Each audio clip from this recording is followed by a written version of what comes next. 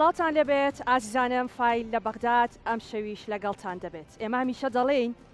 ئێمە کوردین، زمانمان کوردیە و خەڵکی کوردستانین. یەکێک لەو شانازیانەی کە بەردەوام بۆ ئێمەی خەڵکی کوردستان کە بەردەوام شانازیێکی گەورەیە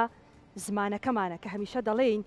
زمان ناسنامەی ئێمەیە و شەرەفی ئێمەیە. بۆیە پاراستنی زمان و کللتوری کوردی یەکێکە لەو بابەتانەی کە بەردەوام دەبێت گرنگی پێ بدرێ. ئەو کاتەی نوێنەرەکانی ئێمە دەچنە ئەنجومەنی نوێنەرانی عێراق لەسەر پاراستنی زمانی کوردی و کللتور و شوناسی ئێمە چی دەکەن و چی کراوە لە پێشتر. ئێمە دەزانین لە هەر چوار پارچەی کوردستان زیاتر لە 40 ملیۆن کەس بە زمانی کوردی قسە دەکا، بەڵام هێشتاش ئاستەنگ و گرفت بۆ زمانی کوردی دروست دەکرێت. لە دوای ڕوخانی ڕژێمی بەعس لە 2004 یاسایەکی کاتی بۆ بەڕێوەبردنی دەوڵەتی عێراق دانرا. هەر لەو یاسایەدا باس لەوە کرابوو کە زمانی کوردی و عەرەبی هەردوو زمانی فەرمی وڵات ئەبن. دواتریش لە 2005 ئەو کاتی کە دەستوری هەمیشەیی عێراق دانرا لە مادە چواری ئەو دەستورە بە فەرمی ئاماژەی بۆوە کردووە کە یەکێک لەو زمانە فەرمیانەی لە عێراقدا کە دەتوانرێت بەکار بهێنرێ زمانی کوردیە. هەر لە بڕگەیەکی ئەو مادەیەدا باس لەوە کراوە تەواوی ئەو نووسرا و بەڵگەنامە فەرمیانەی کە لە عێراقدا هەیە دەکرێت بە هەردوو زمانی کوردی و عەرەبی بێ. بەڵام لەگەڵ ئەوەی کە ئەمە مافێکی دەستوریە و بە دەستور ئەم مافە بە کورد دراوە، هێشتا دەبینین گرفتەکان بۆ بەکارهێنانی زمانی کوردی بەردەوامی هەیە. زیاتر لەو ناوچانەی کە بە ناوچەی جێناکۆک ناو دەبرێن و بە تایبەت لە کەرکووک تا ئەم ساڵیش بینیمان بە بڕیاری ئەوە درابوو کە لە خوێندنی باڵا وەزارەتی خوێندنی باڵا و خوێندکارانی زانکۆ تەنها دەتوانن بە زمانی عەرەبی وەڵامی تاقیکردنەوەکان بدەنەوە کە ئەماش گرفتێک بوو کورد دەبوو لەو کاتەدا هەڵوێستی هەبێ و دواتر باسی دەکەین کە چۆن ئەم گرفتە چارەسەر کرا. بۆیە مەبەستمانە لەسەر پاراستنی زمانی کوردی و کللتوری کوردی بە تایبەت لە ئەنجومەنی نوێنەرانی عێراق چۆن کار لەسەر ئەوە بکرێ بە پێی یاسا و دەستور ئەو مافە بۆ کورد بەردەوامی هەبێ و بپارێزرێ. بە سوپاسەوە میوانەکانم ئەم ئێوارەیە دکتۆر ئەحمەد کە بەڕێزیان کاندیدن لە پارێزگای کەرکووک بۆ ئەنجومەنی نوێنەرانی عێراق. دکتۆر زۆر بەخێر بێن، سپاس کە ئەم ئێوارەیە لەگەڵمان ئامادەیت ئەبێ. خات و مەهابات دکتۆرە مەهابات زۆر بەخێر بێ بەڕێزیان پسپۆڕی زمانەوانین فەرمو دانیشتن. بە سوپاسەوە ئەم ئێوارەیە بەڕێزیشتان لەگەڵمان دەبن. دەمانێت پێکەوە گفتوگۆ بکەین لەسەر ئەوەی کە چەند گرنگە ئێمە پارێزگاری لە زمان و لە کولتور و لە شوناسی خۆمان بکەین. وەک سەرەتای بەرنامە چمەلای دکتۆر ئەحمەد، هەمووان دەزانن دکتۆر ئەحمەد کێ بە دڵنیایی، بەڵام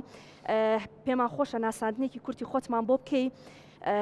دکتۆر ئەحمەد کێیە و بۆ بڕیاری ئەوەتدا بچیت ئەنجومەنی نوێنەرانی عێراق و دەتەوێت لەوێوە چی بۆ کورد و کەرکووکیەکان بکەی؟ بەڵێ، سپاس بۆ جەنابتان، سپاس بۆ ئەم دەرفەتە، سڵاو لە بینەران. طبعاً سڵاو لە دکتۆرە مەهابات، مامۆسای زۆر قەدرگران. طبعاً ئەحمەد فاتح مستەفا ناسراو بە دکتۆر ئەحمەد کەرکووکی، ماوەی 12 ساڵە پێشنوێژ و تارخوێنم لە مزگەوتی گەورەی شۆراو. بڕوانامەی دکتۆرام هەیە لە بنەماکانی ئاین.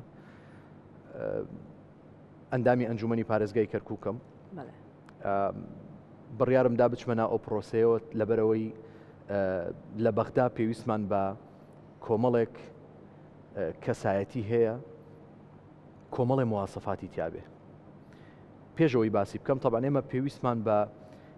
نوێنەری زۆر چست و چالاک هەیە، نوێنەرێک زمانزان بێ کە بەرنامەکەمان لەسەر زمانە، نوێنەرێک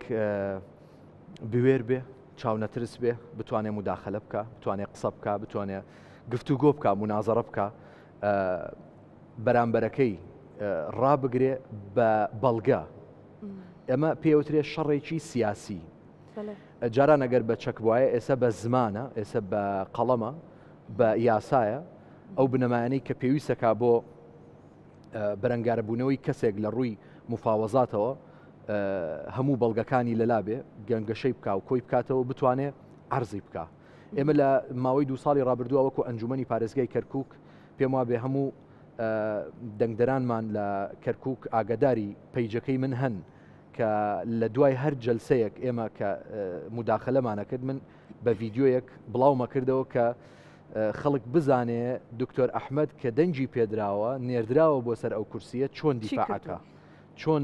بە چ شێوازێک مداخلە ئەکا و ئەو بابەتانە چین کە تەرحەکە فعلەن ئەو بابەتانە کۆمەڵێک مەوزوعی زۆر گرنگی هەستیاری پەیوەندیدار بە ژیانی خەڵکەوە بوو ئێمە لەسەر مێزی گفتوگۆ لەوەیە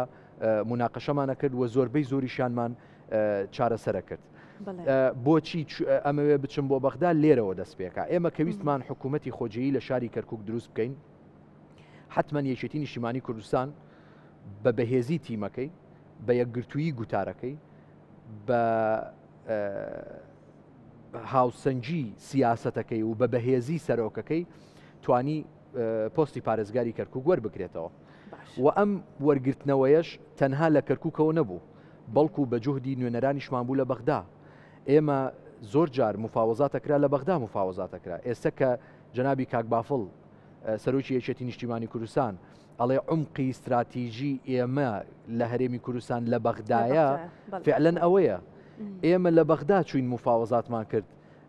پۆستی پارێزگارمان وەرگرتەوە بەڵێ لەگەڵ ڕەنگە لەسەر ئەم بابەتە ڕوبەڕووی زۆرتان و تەشەل بوو بیتنەوە و کوردایەتی لەسەر ئەم بابەتە فرۆشرا بێتەوە کە بۆ ئێمە دەبێ بچینە بەغدا بەڵام دوجار ئێوە ئەو پرسیارە لە خۆیان بکەن ئەوان هەمووان بۆچی بۆ موچاچن بۆ بەغدا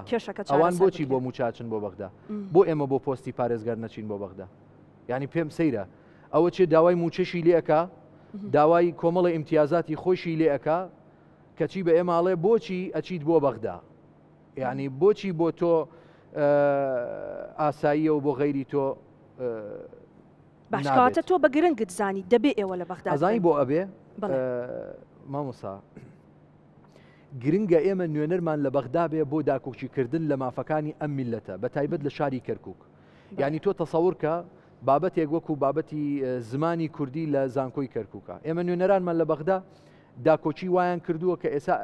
ناکرێ لێرەیە باسی بکەم بەڵام بە جوهدی نوێنەرەکانی یەکێتی نیشتیمانی کوردستان ئەو بابەتە ڕاگیراوە ئێستش من بۆ خۆم ئەو نووسراوم کە پێش بەرنامەکە بە جنابتم ڕاگەیان وەکو ئەندامێکی ئەنجومەن کە دەسەڵاتم ئەوەندەیە نووسراوێکم کردووە هەتا بە نووسراوی فەرمی ئەو قەرارە ئیلغا بکرێتەوە نەوەکو تەنها بەزارێکی دواتر ئەگەڕێم وڵات بە ورتر باسی ئەو بابەتاکەین دکتۆرە پسپۆڕێکی تەواوتان هەیە لە بابەتی زمانەوانی ئێمە هەمیشە کە باس لە زمانی کوردیەکەین دەڵێن زمانی کوردی ناسنامەمانە یعنی شەرەفی ئێمەیە هەر بەڕاستی ئەم زمانە شەرەفە بۆ ئێمە ئەگەر وایە ئێمە تا چەند توانیمانە پارێزگاری لە بەزیند و هێشتنەوەی زمانی خۆمان بکەین سەرەتا سڵاو لە ئێوە سڵاو لە بینەرانی ئەزیز زۆر خۆشحاڵم کە لە نزیکەوە دکتۆر ئەحمەد ئەبینم و ئەیناسم هەرچەنە لە دوورەوە ئاگادارین هیوای سەرکەوتنی تەواو بۆ خۆی و بۆ هاوڕێکانی لە کەرکووک دەخوازین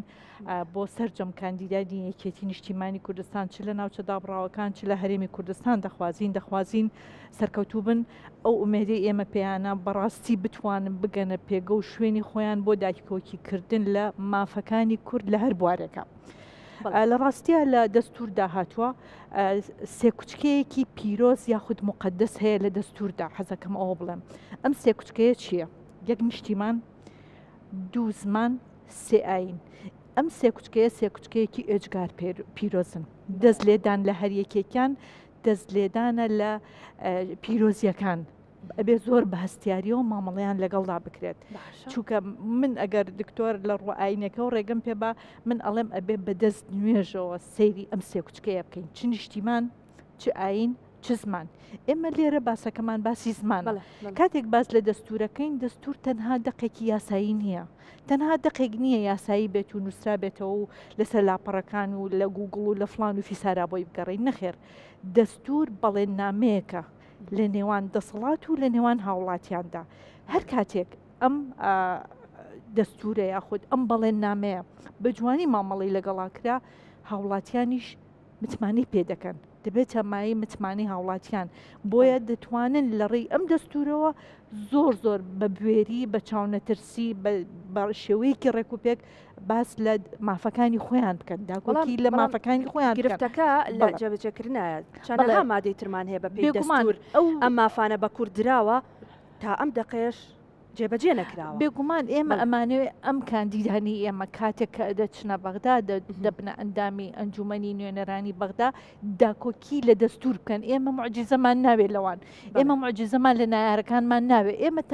تەنها و تەنها دەمانەوێت بە دەستور پێمان دراوە ئەوانەی کە لە دەستورە هەیە پێمان ڕەوا ببینن بۆمان جێبەجێکەن لە هەموو لەسەر جەموارەکانە. ئەمە خاڵێکە لەو خاڵانەی جەنابەت باس قسەیەکی زۆر جوانە کرد، وتە زمان ناسنامەی هەموو تاکێکە. بەڵێ زمان ناسنامەمانە، شوناسمانە، ئایدیامانە. ئێمە یەکێک لە پیرۆزیەکانمان ئەوەی کە ئێمەی تا ئێستا هێشتوتەوە زمانەکەمانە. بۆیە دەبێت زۆر بەجوانی داکۆکی لەم زمانەمان بکەین. ئێمە قوربانیەکی ئەجگار زۆربانیاوە بۆ زمانەکەمان، هەر لە سەردەمی ڕژێمی باسی دیکتاتۆرەوە بە تایبەتی لە هەموو کوردستان بەگشتی و بە تایبەتی لە ناوچە دابڕێنراوەکان کە زمانی کوردی بەکارهێنان و گۆرانی وتن و مۆسیقا و ئاڵا و هەمووی بڤە باجێکی زۆر قسەکردن دراوە لەسەر قسەکردن. تەنانەت دەستەش لە بەشێک لە پارچەکانی تری کوردستان ئەمە هەر بڤەیە، ئەمە هەر ڕێکە پێدراو نییە. بۆیە ئێستا ئێمە دەبێت چی بکەین؟ ئێمە دەبێت ئەو قوربانیانەی کە یاومانە بەری ڕەنجمان بچنینەوە. تا ئێستا چۆن بووە؟ تا ئێستا چۆن بووە؟ ئەمەی کە هەبووە ڕۆشتووە. بەڵام ئێمە پێویستمان بەوەیە ئەوانەی کە تایبەتمەندن بە زمان کاری زیاتر بکەن لەم وارەدا. کاندیدەکانمان زۆر داکۆکی بکەن لە زمانی کوردی و لە ناسنامەکەمان کە ئەمانە، چونکە ئێمە دەستور پێمان ئەڵێ زمانی کوردی و عەرەبی دوو زمانی فەرمی ناو عێراقن. نەیوتووە کوردی یا عەرەبی، هەردووکی بەیەکەوە هێناوە. حەزەکەمەوە بڵێم وابێکی پەیوەندی لە نێوانیانە هەیە، یعنی هەردووکیان لە یەک ئاستا مامەڵیان لەگەڵەکرێ، چ لە خوێندنە، چ لە نووسینە، چ لە قسەکردنە، چ لە ڕۆژنامە و گۆڤار و تەلەڤیزیۆن و تەنانەت لە قوتابخانەکانیشە. ئەبێ ئەمە بە یەکسانی ئەم مافە بدرێ بە تاکەکان. بۆیە بەپێی یاساکانی مافی مرۆڤ و یۆنسکۆش هاتووە ئەڵێ هەموو تاکێک مافی خۆیەتی بە زمانی دایکی بنووسێت و بخوێنێت. هیچ کەسێک بۆی نییە ئەمە ڕێگری لەمە بکەوە. لەسەر ئەم بابەتە دکتۆر ئێمە باسمالەوە کرد کە زیاتر ئەم گرفتە لەو ناوچانەی کە ناوچەی کێشە لەسەرن. بەڵێ زیاتر ئەمە دەبینرێ. ئەوەی کە هەبووە لە ساڵانی پێشتر، ینی ئەو گرفت و ئاستەنگانە چی بوون کە بۆ زمانی کوردی هاتوونەتە پێش بە تازەترینیانەوە کامی بڕیارەکەی خوێندنی باڵاگەر باسی ئەوەش بکەیت و لەگەڵیشە هەموو ئەو ئاستەنگانی کە تا ئێستا بۆ زمان هەبوون. بەڵێ طبعاً لە ناوچە جێناکۆکەکان شاراوە نییە کە گرفت بۆ زمانی کوردی دروست دەکرێ، ئەمە مێژوویەکی دێرینی هەیە. هی ئێستا نییە بڵێ تازە بێ و تووشی شۆک ببین. بەڵام خۆشبەختانە ئێمە نوێنەری زۆر باشمان هەبووە، هەر لە کۆن هەتا ئێستاش نوێنەرەکانمان وایان کردووە کە داکۆچیکاری سەرسەختی ئەو مافە بن کە خوای پەروەردگار پێمانی داوە. هەموو ئینسانێک خوای گەورە بە زمانێک دروستی کردووە بەدەستی خۆی نەبووە و جێی شانازیشە، چ عەرەب بێت، چ کورد بێت، چ تورکمان بێت، چ ئینگلیز بێت. خوای گەورە بە نەسی سەریح لە قورئانی پیرۆزە ئەفەرمێ ئێوەمان بە کۆمەڵێک زمان و عێرقی جیاواز دروست کردووە، پێویستەکە تەعاروف هەبێ لە بەینتانە. یعنی ئەمە لە نیشانەکانی دەسەڵات و قودرەتی خوای گەورەیە. ناکرێ ئێمە ڕوبەڕووی ببینەوە بڵێن وەڵا عەرەب قڕەکەم، کورد قڕەکەم، نابێ بمێنێ. ئەمە ڕوبەڕووبوونەوەی سونەتێکی خواییە کە پێم وابێ ناگەینە ئامانج ینی سەرنجام لی. بەڵام ئەگەر بکرێ پرسیار بکەین هۆکار چییە تا ئێستا زمانی کوردی بربەستی بۆ دروستەکرێ، ئاستەنگی بۆ دروستەکرێ، بە تایبەت ئەو مؤسسە تەعلیمیانە یان ئەو دەستگای پەروەردەی و خوێندنانەی کە لە ناوچە جێناکۆکەکان هەیە. طبعاً یەکەم هۆکاری زۆر گرنگ ئەوەیە کە من باسی کەرکووکەکەم، ئێمە کەوادری زمانزان لە ڕووی زمانەوانیەوە کەمە لای ئێمە، کەوادر و مۆزەف و مامۆستای زمانزانمان کەمە. یعنی ئەگەر نمونەیەکم بۆ باس بکەی پرسیارم لێ بکەی بڵێ نمونەیەکم پێ بدە. ئێمە لە زانکۆی کەرکووک، من بۆ خۆم مامۆستا بووم لە زانکۆی کەرکووک، مامۆستامان هەیە کووردە بە کوردیش قسە ئەکا، بەڵام یەک کەلیمە کوردی نازانێ بخوێنێتەوە. ئێمە لەوەیە پێویستمان بە متەرجمە، لەوێ پێویستمان بە کۆمەڵێک مامۆستای زمانزان هەیە، خۆی خاوەنی زمانەکە بێ بۆی بتوانێ هەم پرسیارەکان وەرجێڕێ، هەم بتوانێ وەڵامی خوێندکارەکان چاک بکاتەوە و دەرەجەی لەسەردا بنێ. ئەمە بە مامۆسایەکی عەرەب ناکرێ. بە مامۆسایەکی تورکمان ناکرێت ئیلا ئەبێ مامۆساکە کورد بێ وە لە ناو کوردێکەشە ئەبێ کوردیزان بێ ئێمە کوردمان زۆرە بەڵام کوردیزان نییە ئەوە بابەتێکە پێویستمان بە ئەو لایەنە هەیە بە ئەبێ پڕ بکرێتەوە یەکێک لەو هۆکارانە نەبوونی ناوەڕۆکی ئەو دەستوری کە ئێمە باسیەکەین ینی تەفسیلاتێک نەدراوە بەو یاسایە بەو دەستورە بەو قانونە ئێمە ئەو قانونە ئەڵێ مادەی 4 لە دەستورە زمانی عەربی و زمانی کوردی دوو زمانی سەرەکی عێراقن لە دوای ئەوەوە ناوەڕۆکی پێمان نەداوە تەفسیلی پێمان نەداوە ئێمە چۆن تەطبیقی بکەین بە چ شێوازێک تەطبیقی بکەین ئێمە بەڵام زۆر بەڕوونی باسکراوە تەفسیلی زیاترەکە بەڵێ پێویستەکە بزانین لەکوێ تەطبیق بکرێت چۆن تەطبیق بکرێت بە چ شێوازێک تەطبیق بکرێت و کەی تەطبیق بکرێت ئەمانە هەمووی پێویستی بە دانانی یاسایە پێویستی بەوەیە کە یاساکە تعدیل بکرێتەوە بەڵێ لە بەغدا شتێک هەیە پێوترێ المەرکەزیە الئیداریە یەکێ لەو هوکارانەی کە کێشە دروستەکە بۆ زمانی کوردی وا ئەزانین ئێمە زمانی کوردی زمانێکی نامۆیە خەڵکیش هەروازانێ زمانێکی نامۆیە لە بەغدا بەکار ناهێنرێ لە بەغدا بەکار نایەنرێ لە کاتێکا مەفروزە لە هەموو پۆستەر و لە هەموو ینی بڵێ نووسراوە فەرمیەکانیش تەنانەت لە بەغدا و لە بەسڕۆژ بەکار بهێنرێ بەڵام کە بەکار ناهێنرێ لەو شوێنانە بە حوجەی ئەوەی کە ئەوێ کوردی لێ نییە بۆچی بەکار بهێنرێ وای کردووە تەسیری کردووەتە سەر ناوچە جێناکۆکەکان لەوێ زمانی کوردی بە نامۆ ببیندرێ یەکێک لە ئەو بڵین بربەستانی کە دێتە پێشەوە من بە بڕوای من هێشتا باز نەکراوە بەڵام لەمە و دوا دێتە پێشەوە ئەگەر نوێنەرانمان لە بەغدا ئەو هەنگاوە بنێن ئەبێ وەڵامیان بۆ ئەم پرسیارەش پێبێ زمانی کوردی چەند لەهجەیەکی هەیە سۆرانیمانەیە کرمانجیمانەیە بە کامیان بەکاری بێنین ئەو کاتە تۆ ئەبێ زمانی فەرمی هەرێمەکەت دیاری بکەیت ئەمەش ئەگەڕێتەوە بۆ نەبوونی دەستور لە هەرێمی کوردستانە بە بڕوای من ئەگەر دەستورێک هەبێت لە هەرێمی کوردستانە ئەتوانێ زۆرێک لەم کێشانە چارەسەر بکەوە بێتە وەڵامێک بۆ پرسیارەکانی بەغداش لەم ڕۆوە باشە دکتۆر باسی لەوە کرد کە مامۆستاکانی خۆمان یعنی کوردن بە زمانی کوردی قسە دەکەن بەڵام ڕەنگە نەزانن کوردی بنووسن و بخوێنەوە ئەمەیەکێکە لە گرفتەکان کەواتە ئێمە خۆشمان بەشێک نین لەو ئاستەنگانەی کە بۆ زمانی کوردی دروست دەکرێت لە ڕاستیدا ئێمە خۆمان و خۆمان بە تایبەتی لەو ناوچەدا بڕێنراوەکانە کێشەیەکی ئەجگار زۆرمان هەیە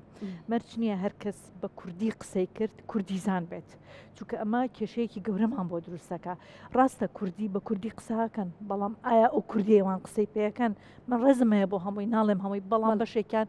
لە ڕووی زانستی و ئەکادیمیەوە بە جوانی ناتوانن دەربڕین لە زمانەکەیان بکەن یاخود بە جۆرێکی تر ئایا هەموو عەرەبی زانێک ئایا هەموو کەسێک کە بە عەرەبی قساکە زمانزانێکی باشی عەرەبیە ئەڵێ نەخێر بۆ هەموو زمانەکانی تریش ئەمە دروستە بۆ زمانی کوردیش ئەمە دروستە بۆیە زۆر پێویستە هەرچەنە هیچ کاتێ ناڵێ درەنگە و هیچ کاتێکیش ناڵین زووە لە ئێستاشەوە لە ناوچە دابڕێنراوەکان دەست پێ بکەن کە ئێمە زمانمان زمانی نەتەوەییە شوناسمانە ناسنامەمانە کوردبوونمان واتە زمانمان ئەبێ ئەمە لە خێزانەکانە بچەسپێنرێ ئەمە تەنها کاری حکوومەت نییە تەنها کاری دامەزراوە فەرمیەکان نییە بەڵکو کاری خێزانەکانە ئەبێ لە خێزانەکانەوە کاتێکە و مناڵانە لە دایکە بن کە زمانی کوردی و زمانی دایکیان لا پیرۆست پیشان بدرێ اینجا دوای ئەچنە باخچەکان اینجا دوای ئەچنە قوتابخانەکان اینجا لە دام و دەستگا فەرمیەکانە ئەبێ ئەم دامەزراوانە وەکو ڕایەڵەیەکی پتە و بەیەکەوە بەسترێنەوە نەک من لە ماڵەوە بە کوردی فێری مناڵەکەم کەم کاتێک کە چوە دەرەوە بیری چێتەوە کە ئەمە کووردە لەگەڵ هاوڕێکانیان ناچار بێ بە عەرەبی قسە بکە بە تورکمانی قسە بکە ڕەنگە دکتۆرە کێشەیەمان هەبێ یعنی بۆ ئێمە ئەگەر کەسێک ببینین بە زمانی بەنمونە عەرەبی قسە ئەکا ئەبێت ئەگەر عەرەبیەکی تۆزێ سەقەتیشمان هەبێت هەرچۆنە بێت چەند کەلیمەیەک بنین بەیەکەوە بەس بۆ ئەوەی ئەو تێبگەێنی کە ئێمە چی ئەڵێ ئەی بۆ قەناعەت بۆ نەکەم کە بە کوردی قسە بکا لەگەڵ من هەنەجا لەوانەیە وشەی عەربی بەکاربێنم بەڵامی تر ئەوەش ئەوەش ئەمە کەم و کوڕی خۆمانە بلانەخان ئەمە خۆمانین هەز بەکەمی خۆمانەکەین ئێمە ئەبێ زۆر سەرمان بەرز بێ بەوەی کە زمانێکمان هەیە زمانی زانستە چونکە لە زانستا زمانێک نییە پێی بڵێ کەم و کورتیەیە زمانی بچووک نییە زمانی کەم نییە زمانی کەم ئاست نییە چونکە لە ئەساسا زمان خۆی بۆ تێگەیشتنە مادام هەموو هەدەف و ئامانجی زمان بەگشتی بۆ تێگەیشتنە کەواتە زمانی ئێمەش زمانێکە پڕە لە فەرهەنگ گەنجینەیەکی دەوڵەمەندمان لە ڕووی فەرهەنگیەوە لە ڕووی وشە سازیەوە لە ڕووی هەموو ڕستە سازیەوە لە ڕووی ڕێزمانەوە بۆیە دەبێ ئێمە ئەمانە بەچی ئەکرێ بە خولی بەردەوامە بێ بە دووبارەکردنەوەی بەردەوام لە ڕاگەاندنی و لە ڕۆژنامە و لە ڕاگەاندنەکانە بمانەوە نەمانەوێت سوۆسیال میدیا ڕۆڵێکی ئەجگار گەورەیە ئەبێ ئەم سوۆسیال میدیایە دەوری ئەجگار گەورەی هەبێت لە باتی ئەوەی کە بە عەرەبی بنووسێ هەوڵ با بە کوردی بنووسێ قینا بە هەڵە بکات جاری یەکەم دووەم بەڵام ئەبێ هەوڵ بین ئەبێ کار بکەین لەسەرەمە بۆیە ئێمە خۆمانین ئەبێ خۆمان لە زمانەکەمان لا پیرۆز بێ وەکو پێشتر پێم وتی چونکە یەکێکە لە پیرۆزیەکان زمان بۆ ئەوەی دەور و پشتیشمان ناچارکەین بێتە سەر زمانیم جاری وایە پێتەڵێ مەسەلەن من بە لەهجە شێوەزاری هەورامیم کە هەورامەکە بینم ئەڵێ باشە ئەو بۆ یەکسەرێکەنەوە بە هەورامی کاکە مە سروشتی ئێمە وایە ئێمە ئەچینە بۆ بەغا دوو کەسین کوردی قساکەین معقولە عەرەبێکیشمان لەگەڵایە من لەبەر خاتی عەرەبەکە بیکەم بە عەرەبی ئێنا من دوو کوردەکە بە کوردی قساکەم ئەمە سروشتی ئینسان وایە بەڵام نابێ ناچار کرێم من لەگەڵ عەرەبەکە بە عەرەبی قسە بکەم مەفروزە هەموو کوردێک عەرەبی بزانێ بۆچی بۆ نمونە کاتێک لە ساڵی پەرلەمانە یاخود لە هۆڵەکانی پەرلەمانە بە تەنیشتێکەوە ئەندام پەرلەمانەکانەوەستن معقول نییە دوو ئەندام پەرلەمانی عەرەبی زەمی زمانی کوردی بکەن و منیش سیرکەم نەتوانم جوابێکم پێ بێ بۆیان ئەبێ عەرەبی بزانم بۆی جوابێکم هەبێ بۆ عەرەبیەکە بزانین بۆی شەڕەکە بکەین بەڵام بۆی شەرح بکەین من ناچار نیم بەڵام من ناچار نیم ئیلا پێم بڵێ تۆ هەرەبێ عەرەبی قسە بکەی لە ناو هۆڵی پەرلەمانە مەفروض وایە یاخود پێویست وایە کە مایک هەبێ کە ئەو وەرگێڕە خێرایە هەبێ بۆ ئەوەی ئەندامەکان خێرا چۆن لە هەموو شوێنێک بۆچی بۆ ئەوە نەبێ چونکە بەڕاستی من ئەوە زۆر جاری وایە کێشەیە بۆم ئەڵێم بۆیە من ناچارین ئیلا بە زۆر چونکە حەزەکەم بە ئەم ڕستێش بڵێم لانەخان ئەوەی بە زمانی دایک ئەتوانی دەری بڕی هەرگیز بە زمانی دووەم ناتوانی دەری بڕی یعنی مستەحیلە دڵنیام لەوەی هەر کەسێ خۆی بە پرۆفیسۆری زمانی عەرەبی بزانێ ئەوەی کە ئەتوانێت بە زمانی دایک و زمانی کوردیەکەی خۆی ئەوەی لە ناخیایەتی سۆزەوە دەری بڕێ ناتوانێت بە زمانی عەرەبی دەری بڕێ بۆچی خۆمان هەڵخەڵەت دکتۆر بۆ هەستمان بەم گرنگیە نەکردو یانی ڕەنگە ئێستا بینەرێکی ئێمە هەبێ بڵێ ئێمە لە بەغات چەنەها کێشەی ترمان هەیە ینی هەرچەنە ئێمە لە فایل لە بەغداد هەر جاری فایلێک کە بەڕاستی گرنگی بۆ کورد هەیە و دەبێت ئێمە شەڕی بەدەستێنانی ئەو مافە بکەین لە بەغداد ئیشی لەسەر هەموو ئەو بابەتانەکەین بابەتی موچەیە بودجەیە پشکی هەرێمە یعنی ئەم بابەتانە گرنگی خۆی هەیە بەڵام کە تۆی باسی زمانی کوردیەکەی من پێم وانییە ینی گرنگی ئەم بابەتە لەو بابەتانی تر کەمتر بێ بەڵام کەمتر نییە بەڵام ڕەنگە کەسانێکە بن بڵێن یانیەوە چی ئەوە هاتون دانیشتون باسیەکەن لوتکەی ئەو فایلانەیە کە جنابەت باسییانەکەی کەواتە ئێمە بۆ هەزمەم گرنگیە ناکەین ئێمە ئەگەر گرنگی زمانی کوردیمان لە بەغداوە پێشانی هەموو عێراقدا ئەو کاتە ئەو گرنگیە شۆڕە بێتەوە بۆ فایلەکانی دیکە لە بابەتی موچەیە لە بابەتی بودجەیە لە بابەتی زەوی وزارەکانی سنووری کەرکووکە ئەو کاتە ئەزانرێکە کورد پێگە و جێگە و ڕێگەی خۆی هەیە لە پرۆسەی سیاسی لە عێراقا ئێمە ئەگەر نەتوانین دیفاع لە زمانەکەمان بکەین بەخوا ناتوانین دیفاع لە خاکەکەشمان بکەین ناتوانین دیفاع لەو ئاوە بکەین کە خۆینەوە لەبەرەوە ئەو پرسیارەی کە بۆچی مەسەلەن غەیری من کوردی بە زەحمەت فێرە بێ من زۆر بە ئاسانی عەرەبی فێرە بم لەبەر دوو هۆکارە هۆکاری یەکەم تا ئێستا دەوڵەتی عێراقی هەنگاوێکی جدی نەناوە بۆ فێرکردنی فەرمانبەرەکانی لە هەموو دەوڵەتە ئەگەر بەکردنەوەی خولێکیش بێ فێربوونی زمانی کوردی تەنها منهەجێکە لە وەزارەتی پەروەردە دانراوە ئەو منهەجەش منهەجێکی ثانەویە لاوەچیە کەس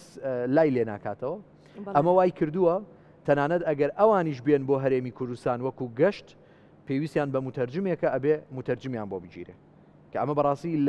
لە زەرەری خۆیانە نەک لە قازانجی ئەوان هەبێ ئەمە یەک دووەم بە بڕوای من کورد زۆرترین یان ئاسانترین زمان فێری ببێ زمانی عەرەبیە لەبەر ئەوەی کورد موسڵمانە، لەبەرەوەی کورد دیندارە، لەبەرەوەی کورد شانازی بە قورئانەوەکە، شانازی بە دینەکەیەوەکە، دینیش بە زمانی عەرەبیە. طبعاً هیچ کامێک لە موسڵمان نابێ وابیر بکاتەوە کە دین تەنها بۆ عەرەبە. ئەوەش نامێ بابەتە دینیەکە، بەڵام ئەوەش قسەیەکی ترەکە دەڵێن بۆ ئەی بۆچی قورئانی شەر بە عەرەبیە، ئەوە هۆکاری هەیە. مەسەلا ئەگەر بە کوردی دابەزیایە لەوەی عەرەبێکیش بیوتە ئەی بۆ بە کوردیە، ئینگلیزیێکیش بیوتە ئەی بۆ بە هیندیە، ئەگە بە ئینگلیز دابەزیایە عەرەبێ بووتە بۆ بە ئینگلیزیە، خۆ هەرەبێ بە زمانێ دابەزێ، بەڵام بۆچی بە زمانی عەرەبی دابەزیوە لەبەر کۆمەڵی هۆکارەکە پێم وابێ ئێرە جێی نییە و وابزانم بابەتەکە ئەبێتە بابەتی ئاینی زیاتر. ئەوەی گرنگە لێرەیە بیڵێم ئێمە لە بەغدا پێویستمان بە نوێنەرێکە هەم کوردی زان بێ هەم عەرەبی زان بێ. لە سەرەتای بەرنامەکەیە بە من وت خۆتت بۆ کاندید کرد. خۆشبەختانە من لە هەردوو بوارەکەیە ئەسپی خۆمم تاوداوە.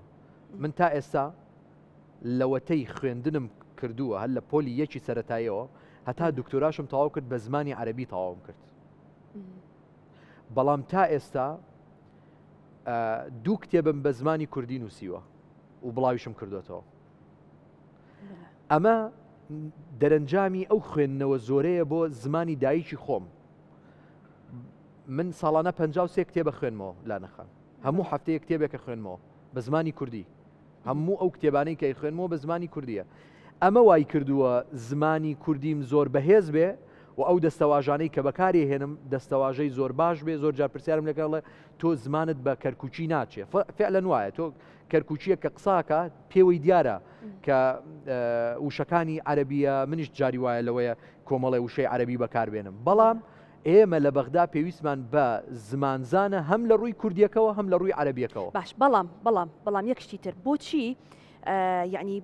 زمانی عەرەبیەکە بە مەرجدا بنرێت؟ تەنانەت دەبینین یعنی بەشێک مەبەستم قسەکەی تۆ نیە، بەڵام بەشێک لە کاندیدەکان یعنی پێش ئەوەی کە پسپۆڕیەکانی خۆیان بڵێن ڕێکلام بۆ خۆیانەکەن کە زمانی عەرەبیەکەیان زۆر باشە. بۆ ئەمە بە مەرج بڕۆ تەماشای ئێران بکە، بۆ ئەوان ئیجبار نەکرێن کە ئێستا ئەو ئیجبارەی کە من وتم عەرەبی ئێستا باسی ئەوە بکەم. بابەتی ناچارکردن ئێمە نامانەوێت کەس ناچار بکەین بێنە سەر دینەکەی ئێمە، بێنە سەر زمانەکەی ئێمە. ئەوەی شانازی بە زمانی کوردیەوە نەکا ئێمە ئەسڵەن هەر نامانەوێ. ئەو کەسەی زمانی کوردی فێرە بێ بە شانازیەوە فێر بێ. وەکو چۆن ئێمە شانازی بە دینەکەی خۆمانەوەکەین، فێری زمانی عەرەبی ئەبین بۆ ئەوەی لە دین تێ بگەین و بۆ ئەوەی دیفاعی لێ بکەین و بۆ ئەوەی بە هەموو جیهانی پێشان بدەین کە ئێمەین هەڵگیری بەیداخی پێکەوە ژیان. من 2 ساڵ پێش ئێستا یەکێ لە کاندیدەکان کە لە خوا بەزیاد بێ دەرنەچوو بۆ ئەنجومەنی پارێزگا وتی لە کاتی بانگەشەیە وتی لە دوای 12 من عەگاڵەکەمە سەرتان. یەک کۆنگرەی ڕۆژنامەوانیم کرد، وتم چاوەڕێمان کەن لە دوای 12 ئێمە ناڵین جامانیەکەینە سەرتان، ئێمە ئەڵین جامانیەکانی سەرمان لە ناو ئەنجومەنی پارێزگایە ئەکەینە سمبولی ئاشتی و پێکەوە ژیان. ئەمە وای کرد دەنگەکانی ئەویش بۆ من بێت، بۆ چونکە خەڵک ئەوەی ئەوێ. ئێمە نامانەوێت کەس ئیجبارکەین، بەڵام ئەمانەوێت ئەو پەیامە بگەێنین زمانی کوردیش زمانێکی گرنگە. ئێستا ئەو سەقافەتە پیا بووە کە عەرەبیش پێویستی بە کووردە لە هەرێمی کوردستانە. ئەزانی جیاوازی یەکێتی نیشتیمانی کوردستان لەگەڵ حزبەکانی دیکەیە چیە لانەخان؟ جیاوازەکەی ئێمە لە ناوچە جێناکۆکەکان ئەوەیە ئێمە مزایەدە بە زمانی کوردیەوە ناکەین. ئێمە ڕق و چینە لە دڵ و دەروون و ناخی ئەو کەسانەیان ناچێنین کە بەرامبەرمان ئەوەست. بۆ زمانی کوردی کراوە بە مزایەدە؟ بەڵێ. چۆن؟ ئەو ئەڵێ من هی خۆم بۆ خۆم و هی تۆشە خۆم. لە 21 ساڵی ڕابردووە لە حکومڕانی حکوومەتی خۆجێیی لە شاری کەرکووکە بە کوردی و عەرەبیتەوە هەڵەی زۆرمان هەبووە. مزایەداتی سیاسی زۆر کراوە بە ناوی وەتەنیاتەوە ئەنواع و ئەشکال شت کراوە. بەڵام ئێستا تۆ وەرە کار لەسەر ئەو سیاسەتەی جەنابی مام جەلال بکە کە هەموو جا لەگرتە ڤیدیۆیەکە ئەفەرمێ ئێوە ئەگەر ئەتانەوێ ببنە برا گەورە ئەبێ سایە و سێبەر بن بۆ ئەوانی تر، ئەبێ وەها پەیامێک بگەێنن کە لە ژێر سایی ئێوەیە ئەوان ئەتوانن ئەمن و ئاساییشیان دەستکەوێ، ئەوان ئەتوانئێستا وایان تێ بگەێنی کە تۆ فێری زمانی کوردی ببی مانای ئەوە نییە تۆ پەراوێزە خەم، مانای ئەوە نییە تۆ زوڵمت لێ ئەکرێ ستەمت لێ ئەکرێیان تۆ وازن لە مەبادی خۆت هێناوە ئێمە ئەگەر ئەم پەیامەمان پێیان گەیان ئەو کاتە ئەوانیش زمانی عەربی ناکەنە بیان و ئێمە بۆ کەسی دیندارمان پێویستە لە بەغدا هەموو جاواڵێم ئەڵم کەسی دیندار پێویستە لەوێ چکە جەنابی مامۆستاش باسی کرد لەوەی ئاەتێکت بۆ بێنێتەوە هەر بەو ئاەتە لێت بدا لە ڕووی نەتەوایەتەوە بچەوسێنێتەوە تۆ ئەو ئاەتە ئەگەر لی تێنەگەی ڕافەکەی نەخوێند بێتەوە باگراوندێکی ئاینی نەبێ ناتوانانی وەڵامی دەیتەوە لەبەرەوە زۆر گرنگە ئێمە لە بەغدا زمانزانمان هەبێ لە ڕووی زمانی عەربیە و لە ڕووی زمانی کوردیەوە تۆ بڕۆ تەماشای ئێران بکە پەرلەمانتارانی نوێنەرانی بڵێن کوردستانی ڕۆژهەڵات لەوێش عینەن هەمان بانگەشە ئەکرێ بەوەی کە زمانی فارسیەکەم بە قووەتە و ئاوایە و بۆچی وایە هۆکارەکەی زانی چییە لەبەرەوەی لەو ناوچەیە یان لە بەغدا زۆرینە عەرەبە تۆ ئەبێ مامەڵە لەگەڵ کۆمەڵێک کەسا بکەی کە ئێستا زمانی عەربی فێر نەبووە من ئێستا دوای 11 پشت بەخوای گەورە ئەچمە ناو پەرلەمانی عێراقەوە ئەندامانی پەرلەمانی عێراق کە چەندین ساڵە لەسەر زمانی دایکی خۆیانن بەڵام ئەوانەی جنوب باسەکەم بە شەو ڕۆژ و بە هەفتە و 2 هەفتە فێری زمانی کوردی نابن من ئەگەدا بنیشم وەک مامۆسایە فێریان بکەم خۆ من زمانەکەی خۆش من بیرەچێتەوە هەموو ئەو فایل و ئەو کەیسا گرنگانەی کە ئەبێ کاری لەسەر بکەم و بە زمانی خۆیان وەڵامیان دەمەوە لە دەست مەچێت 4 ساڵەکەمە ڕوا باشە بەڵام ئەگەر هەموو نوێنەرەکانی ئێمە یعنی بڵێن من مافی خۆمانە و لە ئەنجومەی نوێنەرانی عێراق بە کوردی قساکەین و وەرگێڕ بیکە ئەمە وان ناکات هانی هەموو ئەوانە باکە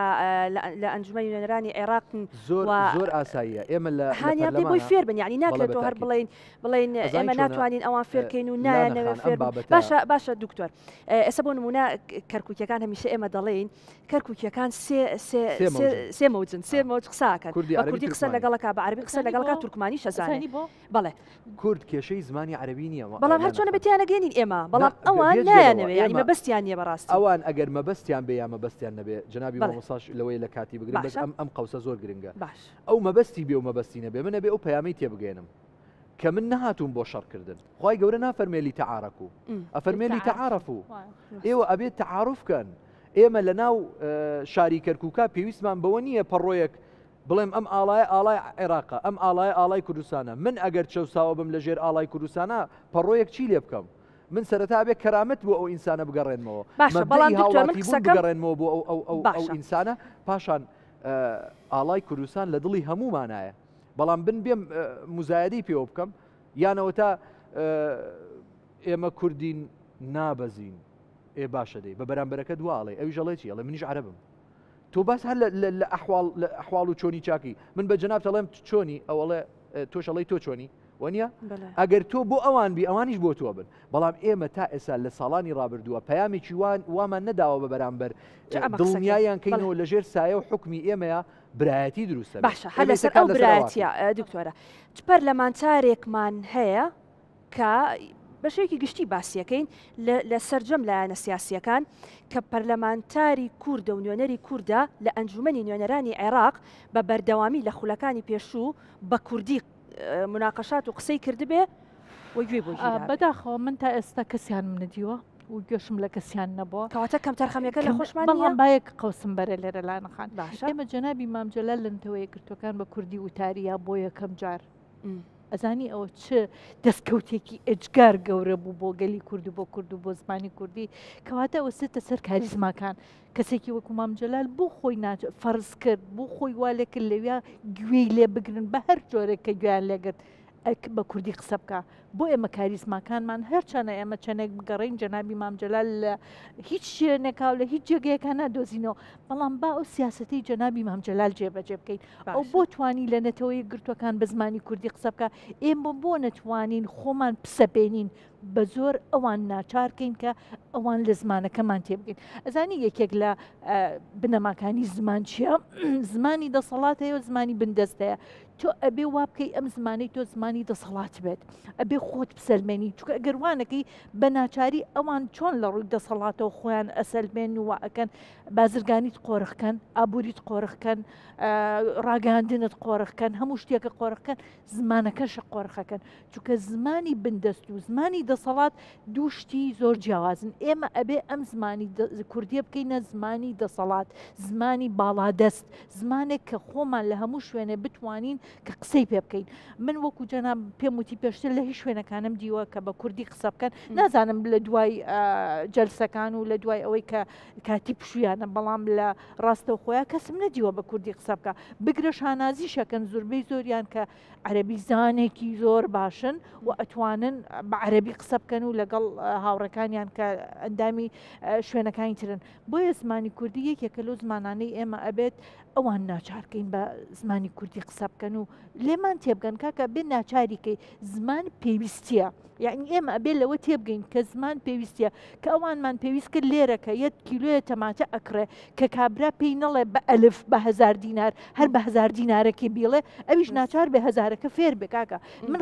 بەرگدرو ئەبینم بە عەرەبی نووسیوێتی خەیاطت فڵان ئێکاکە بۆ ئەنووسی خەیاطە بۆ بە کوردی ناینووسی هەرچەند ئێستا تۆزێ باشتر بووە چونکە ئەو تابلۆیانەی کە لەسەر شوێنەکانن کە لەسەر بەتایبەتی ئەم قسانەمان بۆ لەوانەیە کەرکووک زۆر ڕێگە پێدراوە بێ ئەبێ بە کوردی لەسەر تابلۆکان بنووسرێ لەسەر شوێنەکان بنووسرێ ئێمە کوڕێکە ئاوە فرۆشێ ئاو بە ئاوەکە ئەڵێ بە عەرەبیەکە فێر بوو بە عەرەبیەک کە بەنگەشە بۆ ئاوەکەیە کات و یاخود ئاوەکەیە فرۆشێ زۆر کێشەمان هەیە لەمانە بۆیە ئێمە زمانی خۆمان نابێ بەکەم بزانین کێشەی ترمان نییە دکتۆرە فەرهەنگی ئێمە ئێستاوانەیە لە کاتی ئەم بەرنامەی ئێمە چەند کەلیمەی عەربیمان بەکارهێنابێ من خۆش ئەو گرفتەم هەیە بۆ ئاسایی زۆر جار یعنی هەر لە کاتی بەرنامەکەیە دکتۆر کە قسەکە مەڵێ وڵاهی نازانم یعنی بە کوردیەکەی ئەم شتە چیە تۆزی ئەمە کێشە لە فەرهەنگەکەشمانە نییە سنووری جوگرافیمان بەیەکەوە مامەڵەمان بەیەکەوە ناچارین هەنێجار ژیانی هاوسەرگیری دراوسێتی فڵان و فیسار وامان لێکە وشەی یەکتر بەکاربێنین خۆیان وشەکانی ئێمە بەکە من ئێستا بتۆڵم بە لەزەتە بەس تۆزانیە موشەیە لە ئەسڵا عەرەبیە بەڵام ئێمە کوردانومانە ئەبێ وشەکان بکوردێنین وا بکەین خاوەنە بنەڕەتەکەی خۆی نەیناسێتەوە زۆر ئاسایە وشەی عەرەبی بەکارێنین فارسی بەکارێنین ئێستا ئینگلیزی بەکارێنین وشەی نێودەوڵەتی بەکارێنین بەڵام ئەبێ بیکوردێنین ئەگەر هەبێ بەرامبەریەکەی ئێمە ئەگەر وشەی تر بکوردێنین خەڵک وازانێت زمانەکەمان دەوڵەمەند نییە بەعکسەوە ئێمە ئەبێ فێری ئەو دەستەواژانە ببین کە بەڕاستی ئەو مانا و دەستەواژانەی لە عەرەبیە هەیە ئەزانی هەنێ دەستەواژە هەیە ینی کوردی پەتی پێ ئەوترێ کە پرسیارە لێکن ئەڵەن تۆ زانی شتە یعنی چی نایزانێ ینی واتای چیە ئێمە لە زانستی زمانە شتێکمان هەیە پێڵێن مۆرفۆلۆژی واتە وشەداڕشتن ئەم وشەداڕشتنە بۆ چییە بۆی ئەوەی تۆ لە بنەڕەتی وشەکانی خۆتە سەرچاوەکانی خۆتە بێ بلێکی بیت و وشەی پێدا بڕێژی بەڵام ئایا چەند کەسمان هەیە ئێمە زمانەوانە و لەناو خەڵکایە و هەمووی بتوانێت ئەمە بکە بۆیە ئێمە ئەکرێ نوخبەکان ئەوانەی کە دەسەبژێرن لەناو کۆمەلگایە ڕۆڵیان هەبێت لەوەی کە بۆن مونە من وشەیەک ئەبینم لە بەرنمەکەی تۆە لە ژێرنووسەکە یاخود لە ئینەکانە ئەنووسرێ عەرەبیە زۆر ئاسایە تەلەفۆن بۆ فڵان کەس دەکەم تخوا جارێکی تر ئەم وشەیە ئەو بەکار ئێمە بێت دڵسۆز بین بۆ زمانەکەمە چونکە دووبارەیەکەمەوە ئێمە قوربانیەکی یەکی ئێجگار زۆرمان یاوە دڵشاد مەریوانی یەکێکە لە قوربانیەکانمان کە بۆ زمانی کوردی ئەدام کراوە لەسەر زمانی کوردی و چەنەها خەڵکی تر ئێمە لە زیندانەکانە دیواری زیندانەکانی کاتی خۆی ئەبوو غرێبۆمان هەمووی پڕی بووە لە وشەی کوردی و لە دەستەواژی کوردی ئێستافرە بۆ جوارانەی ئەم نەسوورەکە هەمووی بە کوردی بە کوردی بووە کەواتە ئەمانە بۆ داهاتووی خۆیان و بۆ گەورەی و پیرۆزی نەتەوەکان کە ئەم زمانیان بەکارناو بۆ ئێستا جادەکە چۆڵە و شەقامەکە زۆر فراوانە ئێمە باشتر کار نەکەین لەسەرەوە ڕۆژێکە بێ پەشیمان بینەوە دکتۆر کە چوونە ئەنجومەنی نوێنەرانی عێراق پشت بەخوا ئێوە بە مناقەشاتەکانتان قسەکانتان لاخان من هەمیشە لەگەڵ دەنگدەرانمە بە واقعی قساکەم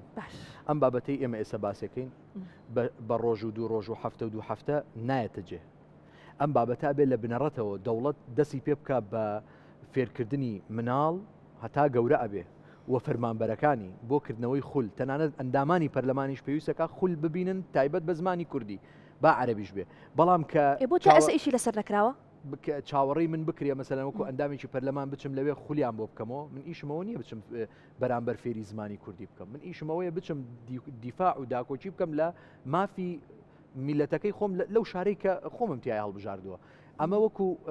ڕایی خۆم بەڵێ پێویستەکە بەرامبەرەکەت زمانی تۆش بزانێ ئەگەر تۆ بتەوێ زمانەکەت زیاتر دەوڵەمەند بکەیت زیاتر گشتگیری بکەیت لە لۆکاڵیەوە بیکەیتە جیهانی پێویستەکە لە پەرلەمانی عێراقا وەکو باسم کرد کۆمەڵێک قوانین وەکو تەفسیل دابڕێژرێ کۆمەڵی یاسا وەکو ناوەڕۆک بۆ ئەو دەستورە کە مادەی چوارە دابڕێژرێ کە خەڵک یان حکوومەت تێبگا لەوەی کە چۆن تەطبیق بکرێ چۆن جێبەجێ بکرێ بەڵێ ئەوە ئیشی پەرلەمانە بەڵام من بچم 329 پەرلەمان دانیشێنم و فێری زمانی کوردیام بکەم ئەوە ئیشیەوە بەڵام تۆ ئێستا کاندیدیت دەتەوێت بچیتە ئەنجومەنی نوێنەرانی عێراق و شەڕی مافەیاسایی و دەستوریەکانی کورد بکەیت یەکێک لەوانش کە باسمان کرد زمانی کوردیە پلانی تۆ لەسەر ئەم بابەتە لە ئەنجومەنی نوێنەرانی عێراق چێ بێ وەکو دکتۆر ئەحمەد خۆی بۆ معلوماتی جەنابەت بەڵێ پێش ئەوەی بچمە پەرلەمانی عێراقەوە من دەسم داوەتە ئەم کارە چۆن من بۆ خۆم یەکێک بوومە لە بەشداربووانی خۆپیشاندان لەگەڵ فێرخوازان و خوێندکارانی زانکۆی کەرکووک دش بم بابەتە کە بووم بە ئەندامی ئەنجومەنیش یەکێک لەو نووسراوانەی کە نووسراوێکم کردووە بۆ ئەمیندارەتی گشتی ئەنجومەنی وەزیران بەوەی کە بەپێی ئەم بەڵگانە یەکێ لەو بەڵگانە مادەی چواری دەستورە ئاماژەم پێی کردووە و بڵاویشم کردوتەوە لە فەیسبووکەکەی خۆم بە ژمارە 180 لە 89 من ئەم نووسراوەم کردووە بۆ ئەوەی بە فەرمی وەزیری خوێندنی باڵا لە بڕیارەکەی خۆی بگەڕێتەوە پاشگەز بێتەوە و داوا بکە زمانەکانی دیکەش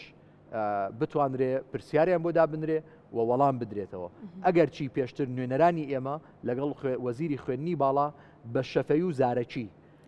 ئەوەیان قەناعەت پێکرد بوو کە لە بڕیارەکەی بگەڕێتەوە بەڵام پێویستەکە بە بڕیاری پێش و هەڵبوەشێتەوە من ئەمەم کردووە کە تەنانەت پێشەوەی ئەندامی ئەنجومەن بم و بووم بە ئەندامی ئەنجومەنیش هەر بەردەوام بووم و بە دڵنیاییەوە بب بە ئەندامی پەرلەمانیش هەر بەردەوام بم لەو بابەت ئێوە دەتانەوێت ینی ئەوەی کە کرابێت تا ئێستا مناقەشاتمان کرد و بە ئەسمان کرد و ڕەنگە شتەکان وەک پێویست نەبوو بێ بە تایبەت لەسەر بە زیندوو هێشتنەوەی زمانی کوردی جا کەم تەرخەمەکە لە لای خۆمانەوە بوو بێ یان نە بەڵام دوجار ئێمە جارێکی تر نوێنەرەکانمان دەنێرینەوە ئەنجومەنی نوێنەرانی عێراق یعنی گرنگی ئەم بابەتە چۆن کاری لەسەر بکرێ ئێوە وەک پسپۆڕێک لە بابەتی زمانەوانی دەتانەوێ نوێنەرەکانی ئێمە لە بەغداد لەسەر ئەم بابەتە چۆن کار بکەن سەرەتا ئێمە ئەمانەیە بە کاندیدەکانی خۆمان بڵین وەکو زمانەوانەکان و کوانەی کە خەم خۆری زمانی کوردین تکایە هێزی ئێمە بن لە بەغدا لەو بوارەیە هێزی ئێمە بن لە بەغدا هەر چاوەڕێ ئەوەشیان لەکەین خاڵێکی تر کە زۆر گرنگە ئێمە ئەبێ لێرەوە لەناو خۆمانە دەست پێ بکەین لەناو خۆمانە دەست پێ بکەین ئەو کاندیدانەی کە دایانێرین زمانزانێکی باش بن چ کوردی چ عەربی من نامێ کەسێک بچێتە عەربی نەزانێ بۆی لە هاوڕەکانی تێبکە خۆی ئێمە ئەبێ بە بەردەوامی لایەن تێبگەین ئەمە خاڵێکی تر کە زۆر گرنگە وەکو باسمان کرد لە ناوچە دابڕێنراوەکان ئەبێ گرنگێکی ئەجگار زیاتر ئێمە دەستخۆشیان لەکەین بە هەڵوەشانەوەی ئەو بڕیارە کارێکی زۆر پیرۆز بوو من وەکو خۆم لە شوێنی خۆمەوە زۆر پێی خۆشحاڵ بووم بۆ بڕیارێکە پەشیمان بوونەوە لەوەی هەڵیان وەشانەوە ئەمانە چۆن ئەمان ئەو کاریان کرد هەر بۆ جوهدەش هەر بۆ نەفەسەش هەر بۆ هەناسەیەش ئەتوانن زۆر شتی تر بکەن ئێستا من ئەم ساڵ 20مە لە کەرکووک ئێستا خوێندنگا کوردیەکان برەویان زیاترە بۆ چووکە نوێنەرەکانیان ئەوانەی لە کەرکووک دەسەڵاتیان هەیە زمانی کوردیان جوانتر پیشان ناوە جوانتر پیشانیان ناوە بە جوانترین شێوە بۆیە دەکرێت ئێمە لە هەر شوێنێک بین لە هەر جێگایەک بین لە خۆمانەوە دەست پێ بکەین ئێمە ناتوانین عەرەبێک ناچارکەین بە زۆری زۆر بڵێ ئیلا تۆ هەرەبێ بە کوردی قسە بکەیت بەڵام بە هەڵوێستەکانمان بە کارەکانمان جارێک کێشەی هەرەسەرەکیمان بنەماڵە خێزانە کوردەکانن لە ئەوروپا ئێستا بەشێکیان لەگە ڕێزما بۆ هەنێکیان ژنەکە دایکەکە دوو وشەی ئینگلیزی ئەزانێ مناڵەکەی سەر لە مناڵەکەی تێگا ئێوێ هەل ئەوڵەوە بە ئینگلیزی بێ بە فڕەنسی بێ بە هەر زمانێک بێ خۆی بە مناڵەکە فێرکە نەک مناڵەکە فێری کوردیکە بۆیە ئێمە ئەبێ لە خۆمانەوە دەست پێ بکەین چ لە کوردستان چ لە عێراق چ لە دەرەوەی هەرێم ئێمە بێ زمانەکەی خۆمان بە گەورە بزانین بۆی خەڵکی تریژ ناچارکەین بێت بە کوردی خولیان بۆ ئەەکەینەوە کاکە خولەکرێتەوە لە سلێمانی خولەکەینەوە بۆ بەشی کوردیەکانمان سوپاس بخوا ئەوەنە دەوڵەمەنن ئێستا ئەوەنە زۆرن ئەوەنە لێزانن ئەتوانرێ خول بکرێتەوە بۆ ئەو وەڵام زمانی کوردی سەفێر نابین ئەبێ فێربن یعنی شتێک نییە لە زمانی فەڕەنسی فەرتر هەیە بۆ ناچاری بچیتە وڵاتی فەڕەنسا بۆ هەر شتێک ئەبێ 6 مانگی یەکەم تۆ زمانی فەڕەنسی فێربی ئەگین نەکار تێنێ نەخوێندن تێنێ ئەسڵەن ئەچیتە سەر کاشێرەکە کە شتێک ڕیوە سەلامی لێ ئەەکەی قسەی لەگەڵەکەی بڕوا بکە جارە یەک ملەتێک لەو میلەتانە ئەڵمان زۆر ینی زمانەکەی خۆیان خۆشە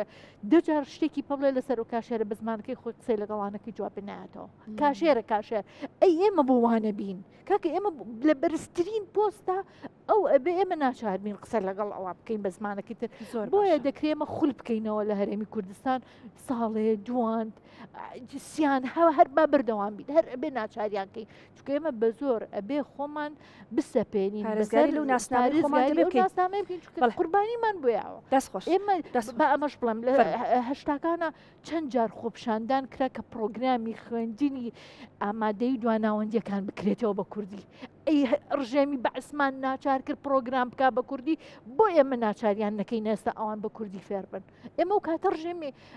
من مناڵ بۆم و کاتە بەس بیرمێ لە ناوەندی و دواناوەندیەکان پرۆگرام کرا بوو بە عەرەبی لێرە ڕژێمی بەحسمان ناچار کرد بیکاتەوە بە کوردی ئەمە ئێسم ڕژێمە بەحساب خۆی بە دیموکراسی زانێ و پلان زانێ بۆ ناچاریان نەکەین ئەوان بە کوردی قسە بکەن ئەمانە کێشەکانمانن دکتۆر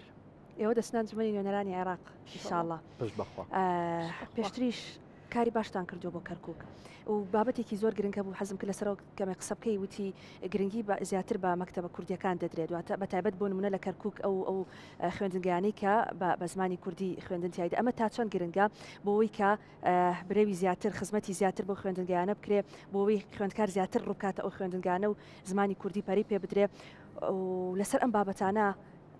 پێشتر چیتان کردووەکو و ئەنجومەن